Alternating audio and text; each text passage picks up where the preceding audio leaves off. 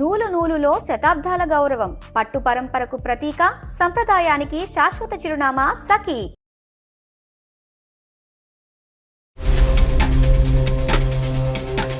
మా కొడుకు యాక్సిడెంట్ లో చనిపోయారండి. అయ్యో, మరి ఇలా జరిగింది కదా, అప్పులు ఉన్నాయి, వాడు బతుకుంటే తీర్చుకుంటాడు అనుకున్నాను. అప్పుడు మేము ముసలిమి, నేనేమి చేయలేనప్పుడు కొద్దిగా సాయం చేయంటే ఆమె అసలు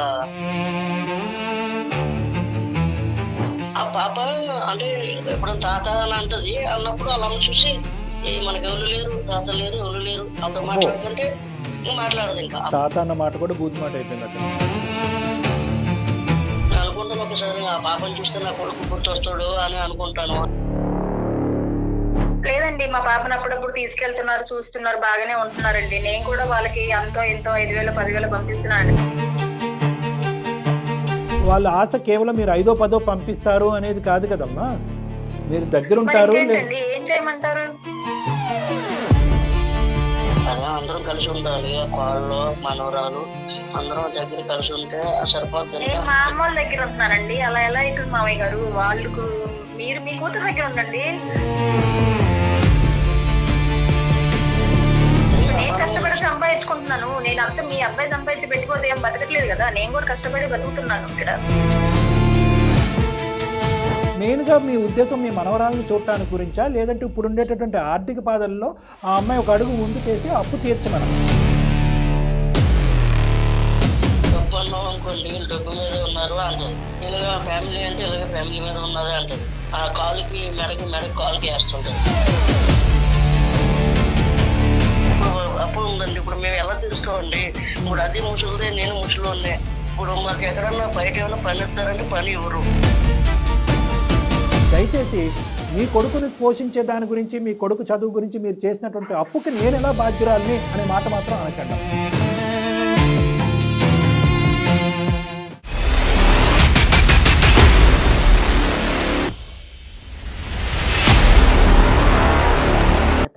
నమస్తే కళ్యాణ్. నమస్తే మేడం.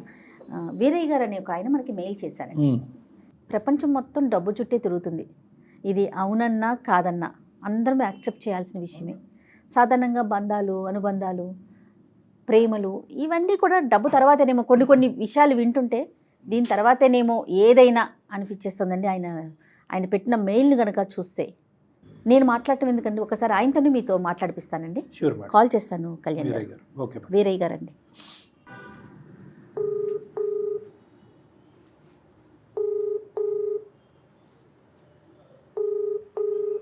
హలో, నమస్తే అండి. వీరయ్య గారా మాట్లాడేది? నేను జయానండి, సుమన్ టీవీ అందమైన జీవితం ప్రోగ్రాం నుంచి కాల్ చేస్తున్నాను. నాతో పాటు డాక్టర్ కళ్యాణ్ చక్రవర్తి గారు ఉన్నారు. ఒక్కసారి మీ సమస్య చెప్తారా? ఎంతండి? 61 సార్. 61. సిటీకి వెళ్ళిపోతే పిల్లలకు బాగా చదివించుకోవచ్చు కదని ఊరు నుంచి పిల్లలు తీసుకుని హైదరాబాద్ వచ్చేసాను సార్. హైదరాబాద్ వచ్చి 15 సంవత్సరాలు అవుతున్నాను. ఒక బాబు, ఒక పాప. వాళ్ళ పెళ్ళిళ్ళు అయినాయా? అయినా సార్. క్రెడిట్ గా చేసుకుంటున్నాను. పిల్లోని కూడా బాగా చదివించాను, మంచిగా చదివాడు. బ్యాంకులో జాబ్ కూడా వచ్చింది. ఏదో చిన్న సెక్యూరిటీ గార్డ్ లాగా చేసుకుంటున్నాను సార్. అక్కడ ఒక చదువుకి మంచిగా ఒక 5 లక్షలు ఖర్చు అయిందండి. బాబుకి 5 లక్షలు ఖర్చు అయింది. బాబుకి. రైట్. పాపకి కూడా మ్యారేజ్ చేశానండి. 5 లక్షలు ఖర్చు అయిందండి.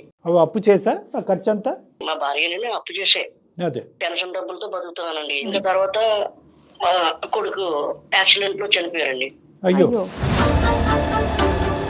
చనిపోతే ఏం అర్థం కాలేదు, బుర్ర పని చేయలేదు నాకేం చేయాలా అని. ఇంకా తర్వాత నుంచి మా కాల్లో మా కొడుకాల ఆవిడ, ఆమె కూడా మంచిగా చదువుకుంది, గవర్నమెంట్ ఎంప్లాయీ జాబ్ చేస్తుంది. కొడుకు ఇంటికి వెళ్ళొచ్చు కానీ కూతురు ఇంటికి వెళ్ళాం కదండి, ఒప్పుకోరు కదండి. మరి ఇలా జరిగింది కదా, అప్పులు ఉన్నాయి, వాడు బతుకుంటే తీర్చుకుంటాడు అనుకున్నాను. అప్పుడు మేము ముసలిమి, నేనేమి చేయలేనప్పుడు కొద్దిగా సాయం చేయంటే ఆమె అసలు రెస్పాన్స్ అవ్వలేదండి. నాకు ఇంకా అందుకని ఈ సమస్య ఎలా తీరుతుందని మీ దగ్గరికి మెయిల్ పెట్టాను సార్. ఇప్పుడు మీ కొడుకు చనిపోయిన తర్వాత మీ కోడలు ఎక్కడ ఉంటుందండి? మీ కోడలికి, అదే మీ కొడుకు కానీ మీ కోడలికి ఎంతమంది పిల్లలు? ఒక పాప అండి. ఒక పాప. అప్పుడు ఆవిడ మీతోనే ఉంటుందా, విడిగా ఉంటున్నారా? వాళ్ళు ఎప్పుడు విడిగానే ఉంటున్నారు. మంచి పొజిషన్ లో ఉన్నారండి, పర్వాలేదు. మంచిగా బంగారం అన్ని సంపాదించింది. పిల్లకి కూడా ఫ్లాట్లు అయి కొన్నది. కాదు, ఏం జాబ్ చేస్తుంది మీ కోడలికి అంత డబ్బులు ఉండటానికి? టీచర్ చేస్తుందండి. ప్రైవేటా గవర్నమెంటా? గవర్నమెంట్ అండి. మీ అబ్బాయి చనిపోకముందు మీకు మీ కోడలికి లేదంటే మీ ఆవిడకి మీ కోడలికి ఏమైనా సమస్యలు ఉన్నాయా? పెళ్లి చేసిన తర్వాత మా మాట ఇన్ని కూడా కదండి ఎక్కువ. ఆ, ఇంకా ఆమెతోటే ఇంకా అంత ఖర్చు పెట్టడం ఇవన్నీ చేయడం ఇవన్నీ చేసుకున్నాడు. బతుకున్నప్పుడు కూడా మీ కొడుకు మీకేమీ చూసుకోలే? చూసుకోలే. అల్లుడు ఉన్నాడంటే అది చూడడు. ఎవరండి? అల్లుడు. అల్లుడు ఉన్నాడంటే చూడడు కదండి. కూతురు అల్లుడు వాళ్ళ దారి వాళ్ళదే. అంతే. ఆ, ఆమెకి ఫస్ట్ నుంచి ఆరోగ్యం బాగోదండి. ఆవిడకి కూడా ఆరోగ్యం బాగాలేదు. ఆరోగ్యం బాగోదండి. నేనే ఇంకా ఈ వాచ్మెన్ చేసి ఆ డబ్బులతోటి ఆ మాత్రలు టాబ్లెట్లు ఎన్ని పట్టుకొని వచ్చి నేను ఇంకా అలాగే కూరగాయలు అవి ఇలా చేసుకుంటూ ఉంటున్నాం అండి. కోడల దగ్గర నుంచి మీరు ఏం వస్తున్నారు? బతుకున్నప్పుడు మీ కొడుకే చూడండి, చనిపోయిన వాళ్ళ గురించి మనం తప్పుగా మాట్లాడలేదు. ఇప్పుడు రేపు ఏదైనా జరిగింది అనుకోండి, పలానా అప్పు చేసాడు ఇలా పోయింది ఆ చెడ్డ పేరు ఉంది కదండి. అందుకనే వాళ్ళ దగ్గర డబ్బులు ఉన్నాయి కదా, అదేదో కొద్దిగా అప్పు తీర్చేస్తే కొద్దిగా హ్యాపీ అనిపిస్తుంది, కొద్దిగా ప్రశాంతంగా ఉండొచ్చు అని. మనవళ్ళు మనవరాలతో ఆడుకునే వయసు ఏదో మా దగ్గరలో అలా ఉంటే మాకు గింజ అయ్యే పని పర్లేదు, ఏదో మేము ఎలా బతుకుతాం కానీ మా దగ్గరలో ఉంటే కొద్దిగా బాగుంటుంది అని అనుకుంటాను సార్. అంతే సార్. ఓన్లీ అప్పు పాయింట్ ఆఫ్ వ్యూ, ప్రేమ ఆప్యాయతల పాయింట్ ఆఫ్ వ్యూ? కొడుకు కూతురు మనవరాలు కదా సార్. ఇప్పుడు ఎలాగా మా కొడుకు బతుకున్నప్పుడు కలిసి ఉండలేకపోయాం, కనీసం ఇలాగన్నా తర్వాత మా మనవరాలు నా కోళ్ళు మేము అందరం ఒక దగ్గర కలిసి ఉంటే. వేరే గారు ఎంత అప్పు తీరింది, ఇంకా ఎంత అప్పు ఉంది? 5 లక్షలు ఉంది సార్. ఇంకా అలాగే ఉంది, అసలు అలాగే ఉండిపోయింది, వడ్డీ కడుతున్నారు అంతే. నాకు ఒక చెప్పారండి ఇలా చెప్తే అందుకనే మీకు నేను మెయిల్ చేశాను సార్, లేకపోతే నాకు అది కూడా తెలియదు. అసలు మీతో ఫోన్లో అయినా మాట్లాడుతోందండి మీ కోడలు కానీ మనవరాలు కానీ ఇంతవరకు ఎప్పుడైనా మాట్లాడారా? లాస్ట్గా ఎప్పుడు మాట్లాడారు? మా కోళ్ళు అండి అరుంధతి టైప్ లో ఉంటదండి. మీరు సెక్యూరిటీ జాబ్ చేస్తూ మీరు ఈమెయిల్ ఎలా పంపించారు? అదేం చదువుకోలేదు సార్. ఉంటారు కదా సార్, చదువుకున్న కుర్రలు ఉంటారు కదా సార్, పక్కలంట. సరే సరే. ముందు నా పరిస్థితి నాన్న ఎలాగని బతమలుకుంటే ఆ కుర్రోడు చేశాడు సార్. ఒక కుర్రోడు. మీ కోడలు అరుంధతి లాగా అంటే ఏంటి? ఇప్పుడు గొడవ చూస్తుందండి, ఎప్పుడు గొడవే. మేము ఈ వయసులో మేము ఏమాడుతామండి? కాదు, మీరు ఆడవలసిన అవసరం లేదు, కానీ ఇప్పుడు మీరు ఆవిడ ఇంటికి వెళ్తారా? ఆవిడ మీ ఇంటికి వచ్చిందా ఈ మధ్యకాలంలో ఎప్పుడైనా? ఆఖరిసారి ఎప్పుడు ఫేస్ టు ఫేస్? ఇలా అసలు ఇప్పుడు మామని ఎలా చూసుకోవాలండి, సొంత నాన్నలా చూసుకోవాలా మామగారిని అంటే. ఇప్పుడు అలా చూసుకోవాలి, అలా చూసుకోదు. అప్పుడప్పుడు ఎప్పుడైనా మాట్లాడుతుందా పాప అయినా కనీసం? ఆ పాప అంటే ఎప్పుడైనా తాత అని అంటది, అన్నప్పుడు అలా చూసి మనకి ఎవరు లేరు, తాత లేరు, ఎవరు లేరు, వాళ్ళతో మాట్లాడుకుంటే మాట్లాడదు. ఇంకా ఆ పాప కూడా పిల్లలకి మప్పేస్తున్నారండి చిన్నప్పటి నుంచి. తాత అన్న మాట కూడా బూతు మాట అయిపోయింది అక్కడ. అనుకుంటాను ఒకసారి ఆ పాపను చూస్తే నా కొడుకు గుర్తొస్తాడు అని అనుకుంటాను. అయినా సరే వాళ్ళు ఇంకా మా మిస్సెస్ అయితే ఇంకా పాపం ఇంకా ఎందుకు అలా పట్టుకుని ఉంటాం, వదిలే ఎప్పుడు అయిపోయింది అని మా మిస్సెస్ అంటారు. మీ బాధ చాలా విపరీతంగా ఉంది, కాదనట్లేదు వీరయ్య గారు. కానీ ఇప్పుడు ఎవరన్నా మాట్లాడితే మరి కోడలు మీ వియ్యంకుడితో ఏమైనా మాట్లాడలేకపోయారా? మీ వియ్యంకుడు వియ్యపురాలతో అమ్మాయి ఇలా సర్ది చెప్పండి అమ్మ, ఈ వయసులో మీ అమ్మాయి కాకుండా ఎవరున్నారు మాకు, కొద్దిగా పెద్దవాళ్ళు చెప్తే వింటదేమో అమ్మాయి. పెద్ద మనుషులు కూడా చెప్పాం, విన్నదండి. వాళ్ళు చాలా కుటుంబ సభ్యులు ఇంకా ఆమె ఇంకంతే, అదే ప్రపంచం. ఇంకా వాళ్ళకి ఇంకా ఏదో బతుకుంటే మనం తీసుకుందాంలే అని అంటదండి మా మిస్సెస్. మీ మిస్సెస్ వదిలేయమని అంటారు, మీరైతే మాత్రం ఆ ప్రేమ గురించి దాని గురించి కొద్దిగా ఆర్థిక సాయం గురించి పోరాడుతూనే ఉన్నారు మీరు. అవును సార్. సరే, ఆవిడ పేరేంటండి? గౌతమి సార్. మరి మీకు ఫోన్ కలపటం వచ్చా అమ్మాయికి? ఫోన్ అండి కలపగలరా? లేదంటే మాకు నెంబర్ చెప్తే మేము కలపమా? మీరు కలపండి సార్. నెంబర్ చెప్పండి అండి. ఒక్క నిమిషం. 7019. నేను కాల్ చేస్తాను.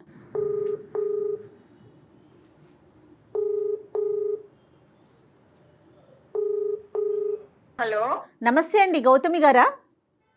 అవునండి, మీరెవరండి? నా పేరు జయ అండి. నేను సుమన్ టీవీ అందమైన జీవితం అనే ప్రోగ్రామ్ నుంచి మాట్లాడుతున్నాను. నాతో పాటు డాక్టర్ కళ్యాణ్ చక్రవర్తి గారు ఉన్నారండి. చెప్పండి మేడం. అమ్మ, ఏం లేదు, చిన్న ఇష్యూ, చిన్నదో పెద్దదో మీ లెక్క ప్రకారం మనకు తెలియదు, కానీ ఒక ఇష్యూ మా వరకు అయితే వచ్చింది. అందమైన జీవితం అనేటటువంటి ఒక వేదిక మీద ఏంటంటే నేను జయ మేడం కుటుంబరీత్యా ఏర్పడేటటువంటి చిన్న పెద్ద సమస్యలని మా వీలైనంత వరకు సామరస్య దిశగా పరిష్కరించే పని చేస్తూ ఉంటామండి. రిజాల్వ్ చేయడానికి ట్రై చేస్తాము. నేను కూడా ఇప్పుడు అటువంటి సమస్య ఏదైనా మీ ఇంట్లో ఉందని మీకు అనిపిస్తుందమ్మా?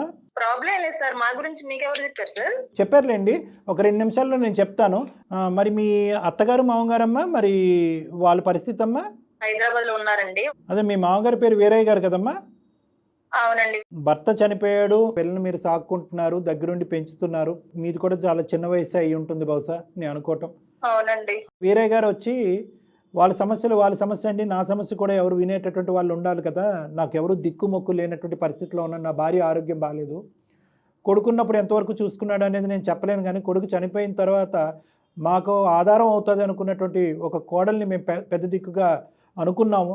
ఆ అమ్మాయి ఒక కూతురు లెక్కన ముందుకు వచ్చి మాకు సహాయపడుతుందని అనుకున్నాము. సరే, ఆర్థికపరమైనటువంటి అంశాలు ఒక ఎత్తు అయితే కనుక ఉన్నటువంటి ఏకైక మనవరాలు చూస్తూ మేము మా ఆఖరి రోజులు గడపాలి అని అనుకుంటున్నాం. ఎందుకంటే నా భార్యకి కూడా ఆరోగ్యం బాగాలేదు. అటువంటి ప్రేమ ఆప్యాయతల నుంచి మా కోడలు మమ్మల్ని దూరం చేస్తుందండి, మాకు దూరంగా ఉంటుంది. మనవరాలు చూపు కూడా, లేదంటే మనవరాలు నోటు వెంట తాత అనే మాట కూడా వినాలి అని ఆవిడ ఇష్టపడట్లేదు అని చెప్పి అతను మాకు ఒక ఈమెయిల్ పంపించారమ్మా. వాస్తవానికి అతను ఇప్పుడు బ్యాక్గ్రౌండ్లో లైన్లోనే ఉన్నారు. మేము కాన్ఫరెన్స్ కాల్ కలపడం జరిగింది. సో ఆ విషయం మీద ఒక సెటిల్మెంట్ తీసుకొచ్చి ఒక సానుకూలమైనటువంటి ఒక పరిష్కార మార్గం ఆ పెద్దవాళ్ళకి ఒక బాధ లేనటువంటి పరిస్థితికి తీసుకొచ్చే ప్రయత్నంలో నేను జయ మేడం ఇన్వాల్వ్ అయ్యి. దీని గురించి మీ అభిప్రాయం ఏంటమ్మా? లేదండి, మా పాపను అప్పుడప్పుడు తీసుకెళ్తున్నారు, చూస్తున్నారు, బాగానే ఉంటున్నారండి. నేను కూడా వాళ్ళకి ఎంతో 5,000 10,000 పంపిస్తున్నానండి. అక్కడితో అయ్యిందమ్మా మీ బాధ్యత? మరి నేను కూడా నా పాపను చాక్కోవాలి కదండి, నాకు మాత్రం ఎవరున్నారండి?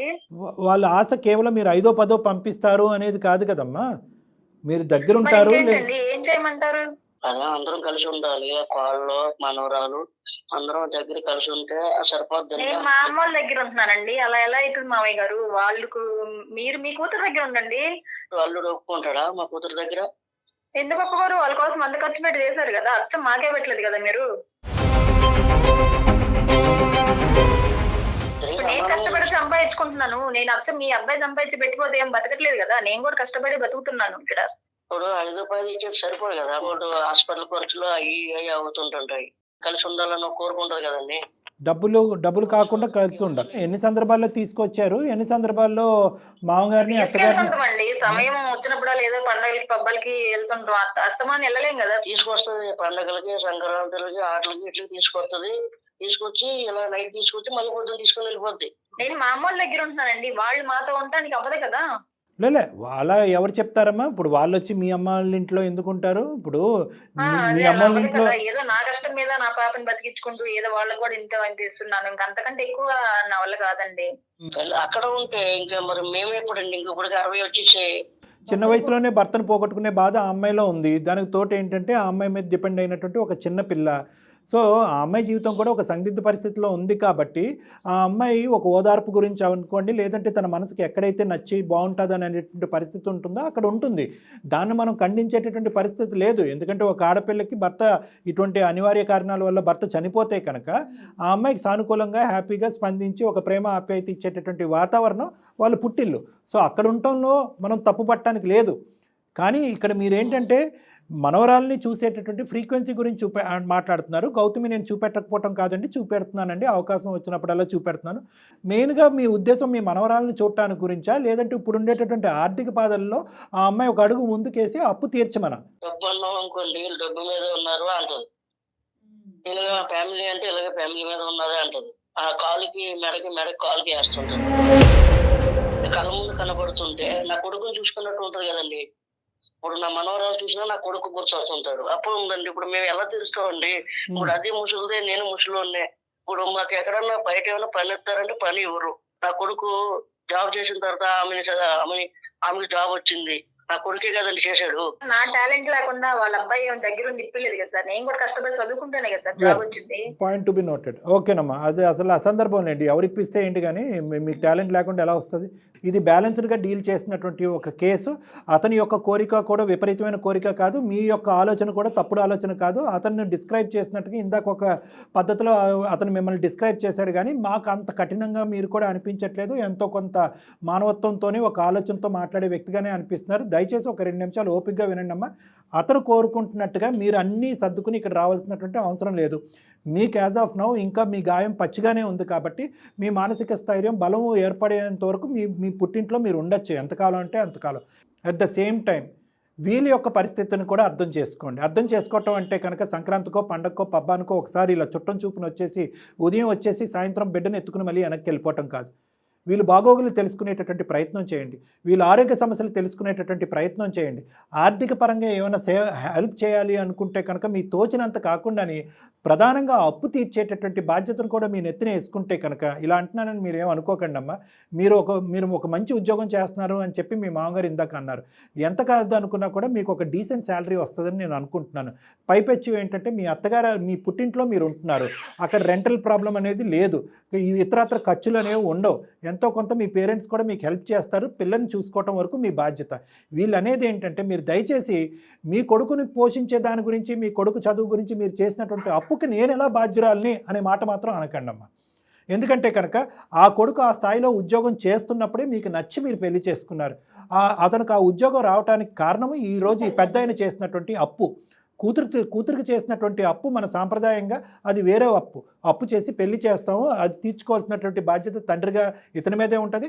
అదేవిధంగా మీ పెళ్లి గురించి అప్పు చేసినటువంటి మీ తండ్రి మీ అప్పు మీ దగ్గర అడగకుండా అతను తీర్చుకుంటూ ఉంటారు, అది సాంప్రదాయం. కానీ ఈ అప్పు ఏదైతే ఉందో ఇంకో స్థాయి ఉద్యోగం చేసుకునేటట్టయితే ఈ పెద్ద ఆయన ఈరోజు ఇతను మీ వరకు వచ్చి కూడా అడగడం, మేము కూడా ఈ కాల్ కలిపి ఉండేవాళ్ళం కాదు.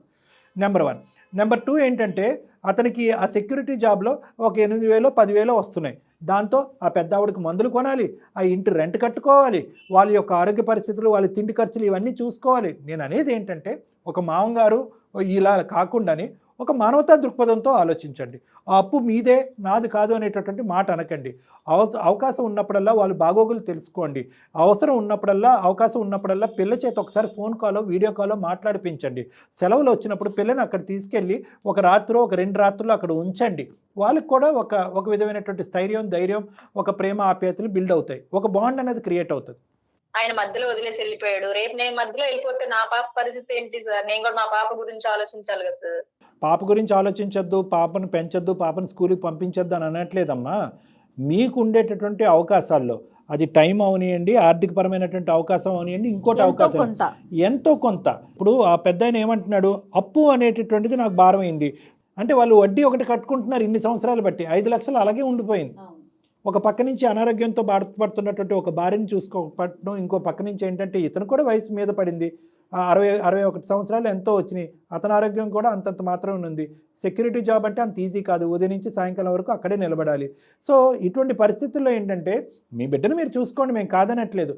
కొద్దిగా ఆర్థికపరమైనటువంటి సహాయం పాయింట్ ఆఫ్ వ్యూ ఏంటంటే ఆ సహాయం to clear of the loan, ఆ లోన్ క్లియర్ చేసేటటువంటి బాధ్యతను మీరు తీసుకుని ఆ తర్వాత మాటలు పెంచేటటువంటి బాధ్యత, బిడ్డను అక్కడ పంపించేటటువంటి బాధ్యత, ప్రేమ ఆప్యాయతలతో అందరూ కలిసి ఉండేటటువంటి బాధ్యతలు కూడా మీరు తీసుకోండి. ఎందుకంటే మీ దగ్గర ఇందాకటి నుంచి అన్నీ వింటున్నాం, కానీ ఎక్కడ కూడా మా అత్తగారు ఇలాంటిదండి, మా మామగారు ఇలాంటి వాళ్ళండి, పెళ్ళైన తర్వాత మమ్మల్ని ఇలా ఇబ్బంది పెట్టారనే మాట ఎక్కడా మీరు అనలే. సో ఆ విధంగా ఎక్కడ కూడా మీ సంసార జీవితానికి, మీ సుఖానికి వాళ్ళు ఎప్పుడు కూడా ఒక అడ్డు రాలే. ఈరోజు వాళ్ళు దిక్కుతోచని పరిస్థితి వల్ల మీ దగ్గరికి దాసోహం అనుకుంటూ మీ దగ్గరికి వచ్చి చేయి చాచి నిలబడ్డారు. అది ఒక మానవతా దృక్పథంతో అర్థం చేసుకోండి. మీరు ఆలోచిస్తాను సార్, నేను కూడా ఆలోచిస్తాను. ఒక పాజిటివ్ కోణంతో ఆలోచించండి అమ్మా. అట్లీస్ట్ మీరు ఏంటంటే ఇది అనవసరం అండి, నేను తాళలేనండి, ఈ ఒత్తిడి నేను చూడలేనండి అనేటువంటి ఉద్దేశంతో టప్మని ఫోన్ పెట్టలేదు, ఆలోచిస్తామని అన్నారు. దాంతవరకు నేను సంతోషం. ప్రధానంగా ఇక్కడ కావాల్సింది ఏంటంటేనమ్మా, ముఖ్యంగా ఇక్కడ కావాల్సింది ఏంటంటే కమ్యూనికేషన్ అమ్మా, కమ్యూనికేషన్. మీరు మనవరాలతో సంతోషం అమ్మా, అంతవరకు సంతోషం, చాలా హ్యాపీ. ఓకే వీరయ్య గారు, మీ కోడల మాట విన్నారు కదా, గౌతమి గారి మాట. అప్పు తీర్చే బాధ్యత అంది, ప్రేమ ఆప్యాయతలు అనేటటువంటిది పంచిచ్చే బాధ్యత మీది. ఒకప్పుడు కోడలు ఏదైనా బిజీగా ఉండి ఫోన్ మాట్లాడలేకపోయినా మీరే ప్రత్యేకంగా పనిగట్టుకుని ఫోన్ చేయాలి. ఏమ్మా మనవరాలని అప్పుడప్పుడు సెలవులకు కానీ అంటే ఉదయం వచ్చి సాయంకాలం వెళ్ళిపోకుండా రాత్రులు వదిలి ఇక్కడ నానమ్మని తాతయ్యని కొద్దిగా దగ్గర చేసుకునేటటువంటి ప్రయత్నానికి మీరు తోడ్పడతారా? రైట్, హ్యాపీగా ముందుకు వచ్చారు. మరి మీరు హ్యాపీయేనా? అలా ఉంటే హ్యాపీ అండి. మా దగ్గర ఉండి అన్ని కొద్ది ఖర్చులు అవన్నీ కొద్దిగా అప్పులు అవన్నీ కొద్దిగా తీర్చేలా ఉంది. అప్పు వరకు తీరుస్తారు. అమ్మాయికి ఉన్నాయి బర్డెన్స్, అమ్మాయికి ఉన్నాయి అప్పులు ఖర్చులు అని చెప్పి మీరు లెక్క పెంచకండి, అది కరెక్ట్ కాదు. నెంబర్ 1, ఆ అమ్మాయి వచ్చి మీ దగ్గర ఉండటం ఏంటి, అది ఎప్పుడు మనం అనలే. మీ కోడలు ఎక్కడైతే ఉండాలో అక్కడ ఉండాలి, అక్కడి నుంచే మీ అవసరాలన్నీ ఆవిడ చూసుకుంటూ ఉంటారు. పాపని మీ దగ్గరికి పంపిస్తూ పాపకి మీకు మీ అందరికీ ఒక బాండ్ క్రియేట్ అయ్యేటువంటి విధంగా అమ్మాయి ఒక ప్రయత్నం చేస్తానంటుంది. అక్కడి వరకు సంతోషించండి మీరు. అయినా వీరయ్య గారు ఈ రోజుల్లో కోడలే చూసుకోవాలి, కొడుకే చూసుకోవాలి ఏంటండి? కూతురు కూడా మీరు చక్కగా చదివించారో, పెళ్లి చేశారో, మంచి పొజిషన్లో ఉందనుకోండి, తను కూడా కాస్త బాధ్యత తీసుకోమనండి. ఈ రోజుల్లో ఆడపిల్లలేంటి, మగ పిల్లలేంటి, తల్లిదండ్రులు కదా ముఖ్యంగా. ఆ అమ్మాయిని కూడా మీ పాపతో కూడా మాట్లాడండి ఒకసారి, తన వంతుగా తను ఏం చేయగలదు. అట్లీస్ట్ మీ బాధ్యత చూసుకోవటమైనా ఉండాలి కదా డాక్టర్ గారు. మీకు మీ పాపకి ఏమి డిఫరెన్స్ ఆఫ్ ఒపీనియన్, భేదాభిప్రాయాలు ఏం లేవు కదా. మరి పెళ్లి చేసుకుని వెళ్ళిపోతే కాదండి, ఆడపిల్ల పెళ్లి చేసుకుని వెళ్ళిపోతే ఇక బాధ్యత లేనట్టేనా? మేడం అడిగిన దాంట్లో కూడా ఎటువంటి తప్పు లేదు. మీ కోడలు ఎంతో మీ కూతురు కూడా అంతే. ఓకే, కొడుకు పోయినటువంటి బాధలో మీరు ఉన్నారు కాబట్టి చెయ్యి అటు చాచినా ఇటు చాచినా ఒకటే, తప్పేమీ లేదు. కష్టాల్లో ఉండి మీరు సాయం కోరుకుంటున్నారు కానీ సుఖాల్లో ఉండి మీరు డబ్బులు ఇవ్వండి బ్యాంకులో వేసుకుంటామని అనట్లేదు. సో అది మీ అమ్మాయి, మీ కన్న కూతురు మీ భాష, మీ బాధ అర్థం చేసుకుంటుందని మేము అనుకున్నాం. మీ అప్పు బాధ్యత నేను తీసుకుంటానంటాం, మనవరాలను అక్కడ పంపిస్తానని అంటాం. ఇవన్నీ ఆ అమ్మాయి ఒప్పుకోవటం గ్రేట్. కాబట్టి జయ మేడం ఒక అడుగు ముందుకేసి, ఏమయ్యా పెద్ద అయినా అటు అడిగినప్పుడు ఇటు ఎందుకు అడగలేవు అని అడిగింది. ఎటువంటి తప్పు లేదు. అర్థమైంది కదా వీరయ్య గారు? ఎంతవరకు అంతవరకు తను కూడా బాధ్యత తీసుకోమనండి. ఏదేమైనా ఒకసారి కలవండి డాక్టర్ గారి దగ్గర, ఒక అపాయింట్మెంట్ తీసుకుంటా, నేను టైం చెప్తాను. మీరు మీ కోడలు కూడా ఏం డాక్టర్ గారు రమ్మంటారా? గౌతమి ఒకసారి రామ్మా. రండి అందరూ వచ్చి ఒకసారి మాట్లాడుదురు కానీ. ఏదేమైనా గౌతమి గారు మీరు పాజిటివ్ గా స్పందించారు, చాలా సంతోషం అండి. చాలా గ్రేట్ అమ్మా. We are really grateful. మేమే మీకు థ్యాంక్స్ చెప్పాలి. థాంక్యూ అమ్మా. నమస్తే. అతను మనకి ఇచ్చినటువంటి స్టార్టింగ్లో ఇచ్చిన డిస్క్రిప్షన్, అమ్మాయి ఒక గయ్యాలి, అరుంధతి ఏదో అనేసారు. కానీ వాళ్ళు ఏంటంటే ఈ దూరాభారం పెరగటంతో ఏంటంటే వాళ్ళుగా ఊహించేసుకోవటం ప్రారంభిస్తారమ్మ ఈ వయసులో. ప్రధానంగా సమస్య ఏంటంటే వయసుతో పాటు ఊహ కూడా పెరుగుతుంది, ఊహించుకునేటటువంటి తత్వం కూడా పెరుగుతుంది. ఆ ఊహ అనేది కూడా నెగిటివ్గా వెళ్ళిపోద్ది. అదిగో కొడుకుని పట్టుకెళ్ళిపోయింది అనేది ఒక ఊహ, కొడుకుని చనిపోయిన తర్వాత మా దగ్గర రావట్లేదు అనే ఒక ఊహ, మనవరాల్ని మా దగ్గరికి పంపించట్లేదు అనేది ఇంకో ఊహ, తాత అన్న బూతులాగా ఉంది అనేటటువంటిది ఇంకో ఊహ. ఈ విధంగా ఒక ఊహల్లోకి వెళ్ళిపోయారు వాళ్ళు. ఏంటంటే ప్రధానంగా ఏంటంటే వీరయ్య గారికి ఉన్నటువంటి పెద్ద భారం ఇంత స్థాయిలో ఆలోచించడానికి ఒక కారణం ఏంటంటే, ఒక 10 సంవత్సరాల క్రితం తీసుకున్న అప్పు ఇప్పటికీ అప్పులాగే ఉంది. ఎలా తీర్చాలో అర్థం కావట్లేదు, ఎవరు ముందుకు అడుగు పెట్టట్లేదు. కానీ మీరు మంచి మాట అన్నారు, కోడలు ముందుకు వస్తే కనుక కూతురు కూడా ఒక 2 అడుగులు చూద్దాం. అందం, ఆరోగ్యం, ఆత్మవిశ్వాసం అనూస్తో సాధ్యం. ట్రాన్స్ఫర్మేషన్ సర్వీసెస్ పైన ఫ్లాట్ 50% డిస్కౌంట్. అనూస్ సిన్స్ 1982.